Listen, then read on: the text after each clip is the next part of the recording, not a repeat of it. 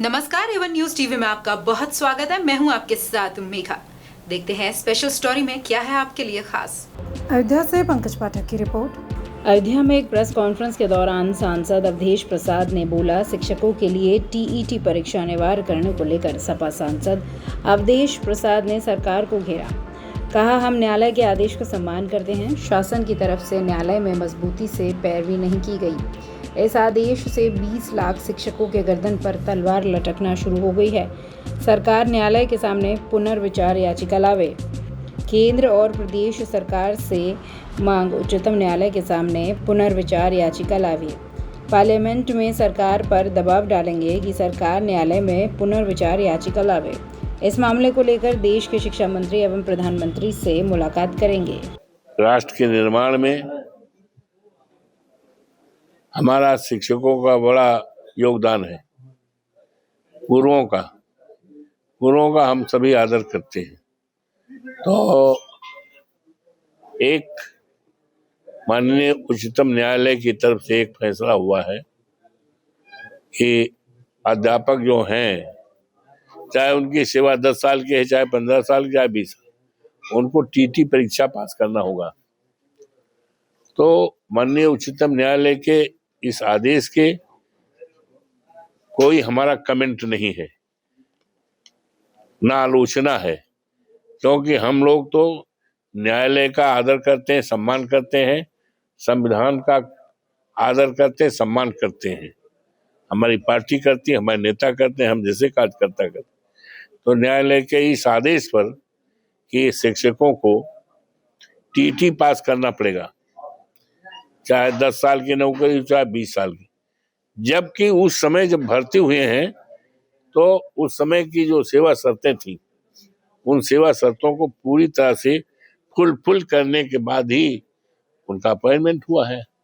तो अब उनको फिर जब रिटायर होने जा रहे हैं तो फिर टीटी परीक्षा, तो कितना अभी आईएएस, कोई बड़ा सीनियर आईएएस हो, 15-20 साल की, 25 साल की सर्विस हो, अब आज कह दिया जाए आईएएस की परीक्षा कंपटीशन, तो मुश्किल होगा ना। तो इसमें सरकार की तरफ से नेग्लिजेंस है। सरकार की तरफ से माननीय उच्चतम न्यायालय के समक्ष मजबूती के साथ, तथ्यों के साथ बात नहीं रखी गई, अन्यथा न्यायालय से आदेश को दूसरा होता। हमें न्यायालय के मौजूदा आदेश पर कुछ नहीं कहना, केवल हम आज इसलिए कि सरकार जो है माननीय उच्चतम न्यायालय के समक्ष पुनर्विचार याचिका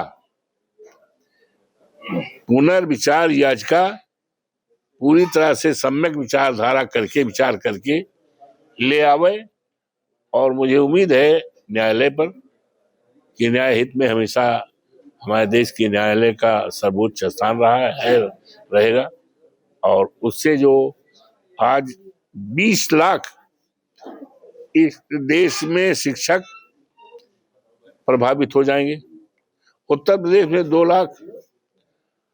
अब एक परिवार में अगर 5 ही सदस्य मानिए तो 1 करोड़ हो गए देश में। देश में 1 करोड़, देश में 1 करोड़ हो जाएंगे, क्योंकि देश में 20 लाख शिक्षक हैं। अगर 15 साल, 20 साल की भी नौकरी है, 25 साल की भी नौकरी है, तो उनको टीटी पास करना होगा, अन्यथा उनका पेंशन का और तमाम समस्याएं पैदा होगी। एक अध्यापक सुनते हैं कि आत्महत्या इसी में, क्या इसी परेशानी, तो ये संशय है, परेशानियां हैं। तो इसलिए आज प्रेस करने का उद्देश्य ये रहा कि सरकार माननीय उच्चतम न्यायालय के सामने पुनर्विचार याचिका लावे, और इसके संबंध में हम देश के शिक्षा मंत्री से भी मिलेंगे और देश के प्रधानमंत्री से भी मिलेंगे, और अपने नेता से पहले माननीय राष्ट्रीय अध्यक्ष जी से। राष्ट्रीय मुद्दा है, शिक्षकों का सवाल है कि समाजवादी पार्टी सरकार पर जोर दे करके कि पुनर्विचार याचिका दाखिल करे या कोई अध्यादेश लावे।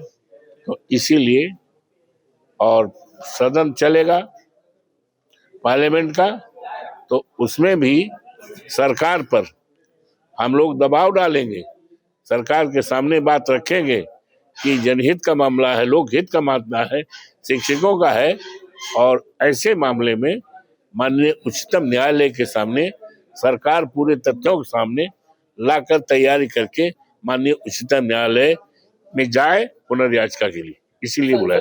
इसके अलावा आपके संसदीय क्षेत्र में एक संसदीय वारदात को भी अंजाम दिया गया है, कैसे देख रहे हैं?